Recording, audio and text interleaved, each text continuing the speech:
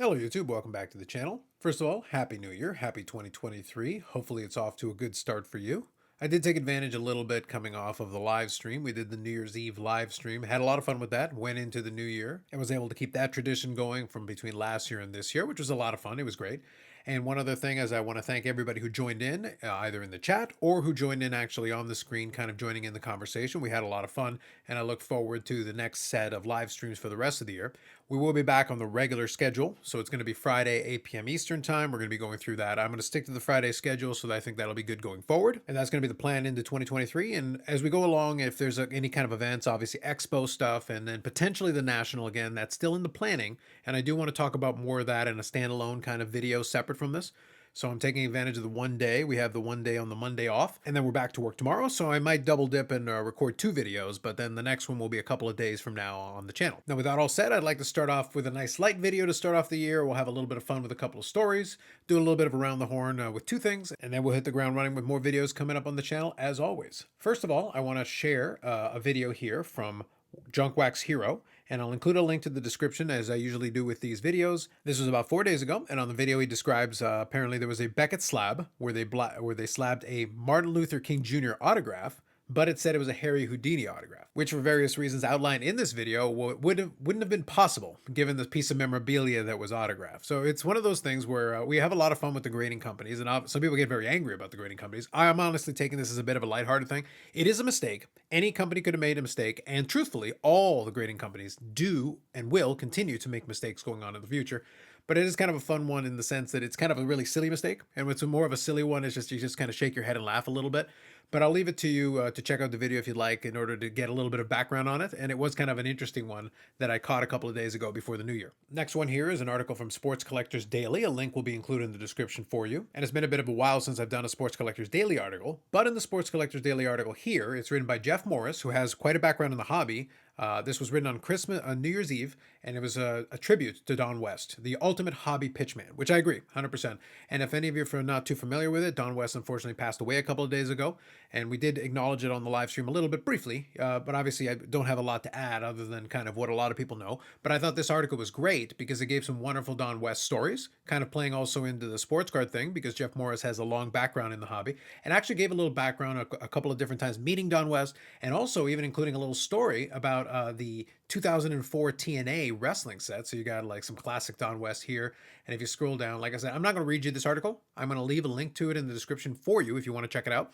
But as you can see here from this Pacific card from 2004, Don West, after his infamous time at Shop at Home, selling a lot of different sports cards and trading cards, and selling, to be blunt, a lot of garbage. But he was the ultimate pitchman, and we kind of appreciated that for him, especially in the years that passed.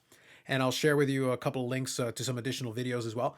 But it was kind of fun to have the story here about the time when Don West was at least part of the beginning of what would eventually become this set from Pacific that included TNA. And if you're not too familiar with it, is they would become Impact Wrestling, which is still around today, but it's more of a fringe player kind of on the outside. They still exist, but not really. They're not really mainstream anymore. But in 2004 and that early 2000s period, they had Sting, and they had a variety of other former WCW and WWE talents.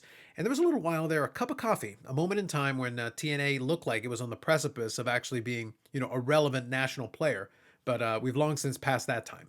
But nonetheless, it's kind of a fun little time capsule to a time period when they were building they were starting to build their foundation. And Don West was a big part of that too, because he was the color commentator on it and brought a lot of the same energy that you saw at Shop at Home to the TNA wrestling product. And he was very good at it. He was quite entertaining, even though I didn't get a chance to watch a ton of it. What I did watch is Don West's distinctive style definitely carried over into the professional wrestling realm, not shockingly, but a fun little tribute to Don West if you want a nice lighthearted one. Now, lastly, I'll leave you with two videos. First one is one that I did on this channel. So if you want some more Don West, I did go back in time and pull some clips actually. And this would have been back in I believe in the summertime. Probably late summer, but I did go back and pull some clips, mostly talking about Ken Golden in this case. The focus was on old Kenny and a lot of the stuff he was involved with as far as that Shop at Home thing as well. But obviously Don West was a huge part of that. and I pulled some clips from some classic stuff, including this Michael Jordan promo card, and had some fun with that. So if you want some clips of Don West, I included some in this one and gave a little context for it. And additionally, I'll include a link in the description for you to this one, which is just Don West at his best. This is a little compilation of a blowout extravaganza. And you can find, if you just put in Don West baseball cards, like if you look at the search term I put there in the top, if you put Don West baseball cards, there is still a ton of stuff on YouTube that you can go back and watch of some classic shop at home segments with Don West. And like I said, Don West is in an interesting spot where he was 100% a shiller. That was his job. That's what he did. But you kind of appreciated it because it was entertaining and he brought a ton of energy to it. And because it was so ridiculous and over the top, in some senses, that made it kind of endearing. I think people enjoyed watching it. And I think for folks, if you were around and were able to see some of this, you have a little bit of nostalgia to it. So it's a fitting tribute, I think, to watch some of these classic Don West clips and enjoy them in the context in which they're given. And specifically at this point, he's already been stacking, like in this clip here, he's stacking a bunch of like factory set and vending boxes. If you look in the background there, you can see the two little blue vending boxes. But then in front of him, you've got a rack pack box of 1987 Donruss, a personal favorite of mine, 1987 Donruss rack packs, and I definitely opened a bunch of those back in the day. That was just before my time, but barely just before I got started collecting. But by that point, 1987 Donruss was still 1987 Top, was still plentiful. Totally available. The rack packs were everywhere. There were a ton of them. Although in 1998, when McGwire was chasing the home run record with Sammy Sosa, all of a sudden those 87 Topps rack packs started to get a little bit more expensive because you had the first Oakland A's Mark McGwire card included in those, which was kind of fun. And also, the Barry Bonds rookie was also in as part of that set, which again became relevant when Bonds was then chasing that same home run record. So 87 Donruss has quite a fun little history with those home run chases. But anyway, all that said, I include a link to all of these things for you in the description. The Beckett slabbing a Martin Luther King Jr.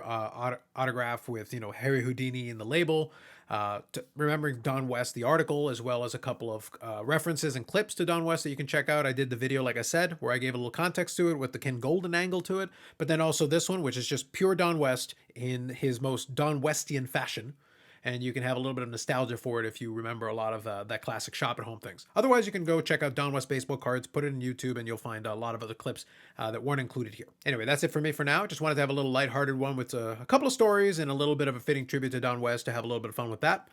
More videos coming up on the channel, and as mentioned, I'm going to be back to the normal live stream schedule. We'll do Friday, 8 p.m. Eastern time. I'm going to reach out to some more folks in the community as well and kind of invite them to join in, and that would be kind of one of my goals in the early part of 2023. And we'll definitely have a little bit of an interesting slant on the content because we're going to have some fun. This is going to be a little bit of a different year, I think. And I'll elaborate more on the next video because there are a lot of different things that I'm keeping an eye on myself. And it's kind of funny that I'm hearing a little bit of a similar things from some of the content that I'm hearing about. But I think I'll save that for another video where we can talk about it some more. Otherwise, like if you like the video, subscribe to the channel. Happy New Year, and thanks very much. We'll catch you in the next one.